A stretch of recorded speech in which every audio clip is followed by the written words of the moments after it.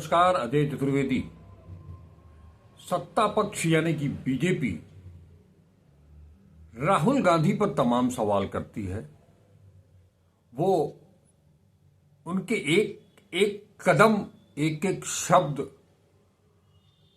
वो कहां जाते हैं, क्या करते हैं, क्या खाते हैं, इन सब की पर बड़ी चिंता रहती है भारतीय जनता पार्टी को, उनके वरिष्ठ नेताओं को, और उनके माध्यम से जो गोदी मीडिया है उसे भी बड़ी चिंता सताने लगती है कि अचानक से राहुल गांधी कहां चले गए। लेकिन इस देश में ये एक सवाल कोई नहीं पूछता है कि जब संसद चल रही होती है तो प्रधानमंत्री कहां चले जाते हैं, कितने दिन संसद में वो बैठते हैं। वो चाहे बजट सत्र हो, चाहे राष्ट्रपति का अभिभाषण पर चर्चा हो, या कोई भी प्रमुख मुद्दा हो, संसद में कितनी देर रहते हो, ये सवाल कोई नहीं पूछता। दरअसल प्रधानमंत्री से तो सवाल कोई पूछता ही नहीं है। एक दुर्घटनावश अभी हाल ही में अमेरिका में एक सवाल एक पत्रकार ने पूछ दिया, क्योंकि अमेरिकी पत्रकारिता, अमेरिकी पत्रकार बिके हुए नहीं है। वो राष्ट्रपति डोनाल्ड ट्रंप के खिलाफ भी बयान उनसे अपनी बात रखते हैं। राष्ट्रपति कोई भी हो उसके खिलाफ, राष्ट्राध्यक्ष कोई भी हो उसके खिलाफ खबरें छपती हैं, खबरें चलती हैं। वो हिंदुस्तान नहीं है जहां पर पूरी मीडिया पर प्रधानमंत्री और गृहमंत्री का कब्जा हो, कोई सरकार से कोई सवाल न करे, कोई ऐसे सवाल या ऐसी सूचनाएं प्रसारित न करे जो सरकार को नागवार गुजरे। खैर, इन सब के बीच आज 16 मार्च बिहार, चंपारण, महात्मा गांधी की वो यात्रा, नील की खेती के खिलाफ वो सत्याग्रह, और उसके बाद तमाम यात्राएं निकली। लेकिन आज राहुल गांधी ने अपने करीबी, अपने चहेते कन्हैया कुमार को बिहार में यात्रा निकालने की अनुमति क्या दी। आज जब चंपारण से, मोतिहारी से बापू की आंदोलन स्थल से जब कन्हैया कुमार अपना कारवां लेकर के चले, पलायन रोको नौकरी दो, इनके साथ तमाम वो मुद्दे जो कोई उठाता नहीं है, जिससे आम जनता का सीधा सरोकार है, उन मुद्दों के साथ, जनता के मुद्दों के साथ कन्हैया कुमार, प्रदेश प्रभारी कृष्णा जी और प्रदेश अध्यक्ष अखिलेश सिंह, इन सब ने एक विशाल यात्रा की आज शुरुआत की है। ये बिहार के विभिन्न जिलों से होते हुए तकरीबन 1 महीना या उससे कुछ ज्यादा पटना के ऐतिहासिक गांधी मैदान में इसका समापन होगा। और इस सबसे खास बात जो आज दिखी इस यात्रा में, बीपीएससी एग्जाम पेपर लीक और उसके बाद आंदोलन, और आंदोलन में पुलिस की लाठियों से पीटे गए लोग, नौजवान, इस देश के नौजवान अपना हक मांगने के लिए जब सड़क पर उतरे तो जब लाठियों की बौछार हुई, आंसू गैस के गोले छोड़े गए, वाटर कैनन से पानी की बौछार की गई, वो युवा जिन्होंने अग्निवीर शुरू होने के पहले रेलवे सेना की परीक्षा उत्तीर्ण की, मगर उन्हें सेवा का मौका नहीं मिला और अग्निवीर आ गई।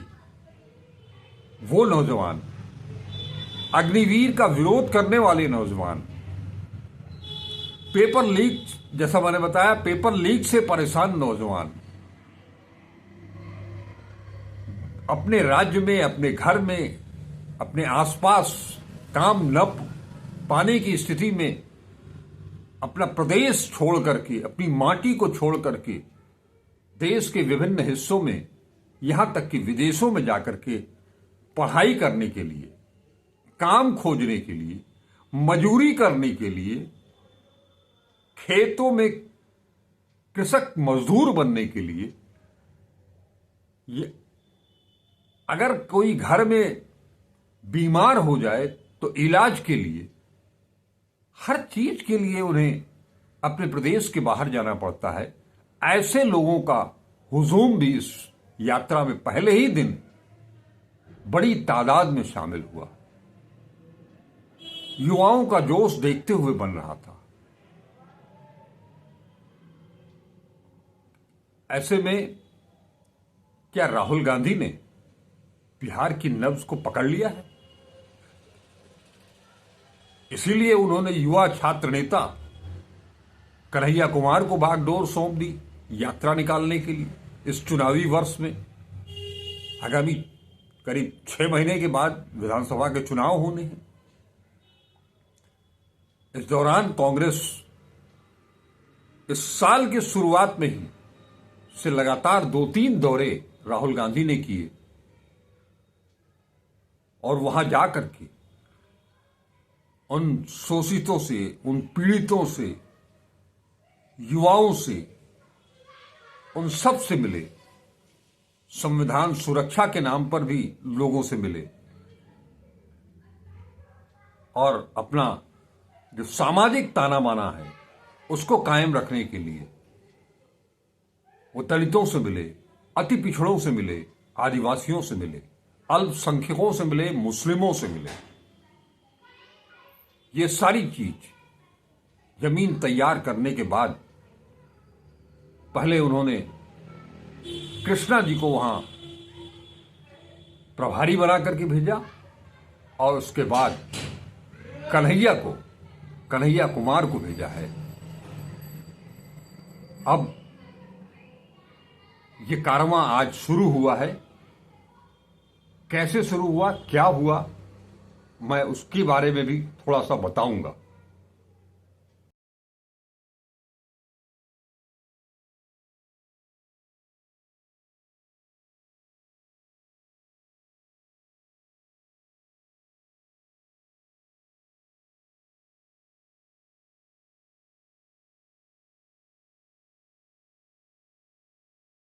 यात्रा के पहले ही दिन जो जन समूह और खास तौर के युवाओं का जन समूह इस यात्रा में शरीक हुआ, उससे कन्हैया कुमार भी काफी उत्साहित दिखे। मीडिया ने कई तरह से घुमा फिरा करके इसे चुनावी राजनीति से जोड़ने की कोशिश की, लेकिन कन्हैया कुमार का एक ही जवाब था, चुनाव जब होगा तब होगा, अभी फिलहाल जो पलायन हो रहा है लगातार उसे रोकना और युवाओं को, नौजवानों को उनका हक दिलाना, उन्हें अच्छी तालीम दिलाना, उन्हें अच्छा रोजगार दिलाना, इस मांग को लेकर के ही ये यात्रा निकली है। कन्हैया कुमार यहां तक कहते हैं कि यात्राएं तो बहुत सी निकलती हैं। उनसे सवाल पूछा गया नीतीश कुमार की यात्रा को लेकर के, तेजस्वी यादव की यात्रा को लेकर के। उन्होंने कहा यात्रा निकलनी चाहिए, या भारतवर्ष में तमाम तरह की यात्राएं निकलती रहती हैं। यात्रा निकलना जो महात्मा गांधी से शुरू हुई प्रक्रिया वो अब तक लगातार जारी है, लेकिन बिहार पिछले 20 सालों से जिस स्थिति में है, वो चाहे पढ़ाई हो, चाहे नौकरी हो, इलाज हो, कोई भी रोजगार हो, खेत खलिहान हो, किसान हो, हर तबका परेशान है, लेकिन उनकी परेशानियों को सुनने वाला कोई नहीं है। कुछ लोगों को हाल के दिनों में नौकरियां दी गई, वो भी नौकरी अस्थायी दी गई। किस तरह से युवा शक्ति को बर्बाद किया जा रहा है, उस शक्ति को सकारात्मक दिशा में ले जाने की एक कोशिश है हमारी यात्रा पलायन रोको नौकरी दो। पलायन रोको नौकरी दो के इस यात्रा में वो तमाम सारे मुद्दे उठेंगे, चाहे वो कानून व्यवस्था का मामला हो, चाहे वो भ्रष्टाचार का मामला हो, चाहे वो महिलाओं की सुरक्षा का मामला हो, वो सारे मुद्दे उठाए जाएंगे। इन सभी में सरकार से सवाल पूछे जाएंगे, क्योंकि अब सवाल ये भी है कि आज मैंने पहले ही कहा, इस वीडियो की शुरुआत ही मैंने की कि आज जिसकी जिम्मेदारी है, जिसका दायित्व है सवाल करना, वही सवाल करना भूल चुका है। अब तो सवाल पूछे जाते हैं कि आप आम काट के खाते हैं कि चूस के खाते हैं। तो ऐसे सवाल नहीं, बल्कि वो तीखे सवाल कि आप हमारे रोजगार के बारे में क्या सोचते हैं, हमारी शिक्षा के बारे में क्या सोचते हैं, हमारी परीक्षा के बारे में क्या सोचते हैं। आलम यह है, परीक्षाएं या तो फॉर्म भर दिया तो सालों के बाद परीक्षा की डेट आएगी, परीक्षा की तिथि आ गई, परीक्षा देने गए तो पेपर आउट हो गया, और उसको लेकर के अगर प्रदर्शन कर रहे हैं तो लाठी खा रहे हैं।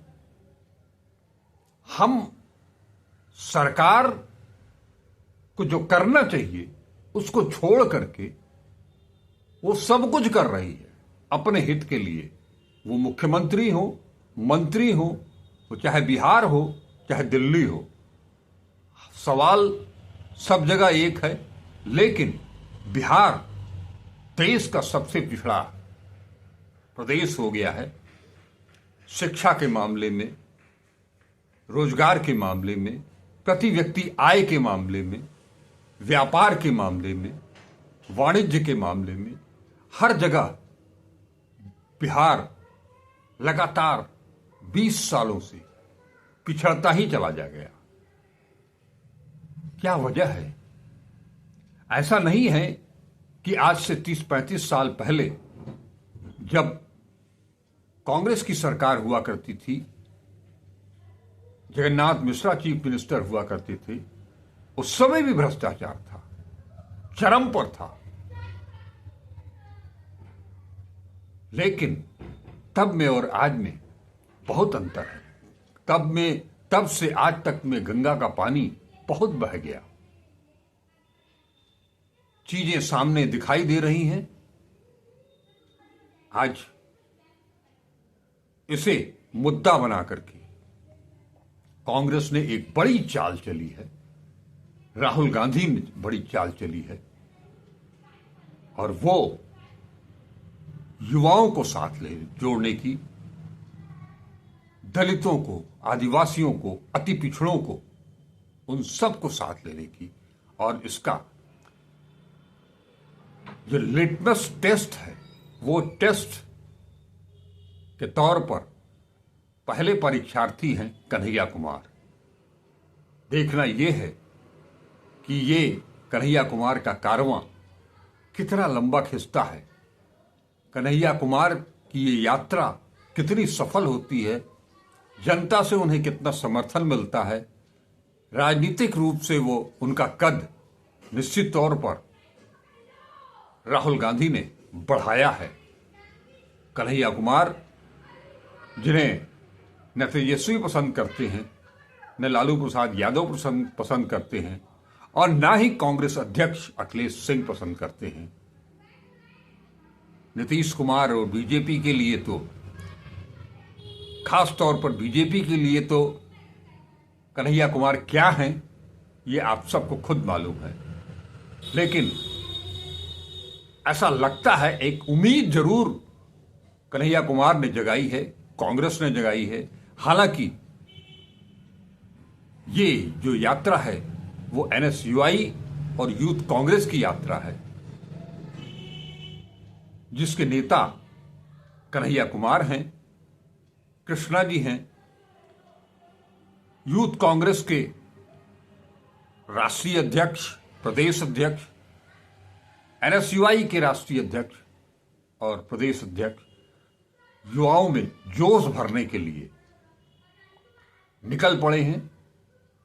आज पहला दिन रहा बेतिया में, आज बेतिया में ही रहेंगे, रात्रि विश्राम यहीं होगा और उसके बाद ये यात्रा कल सुबह फिर आगे बढ़ेगी।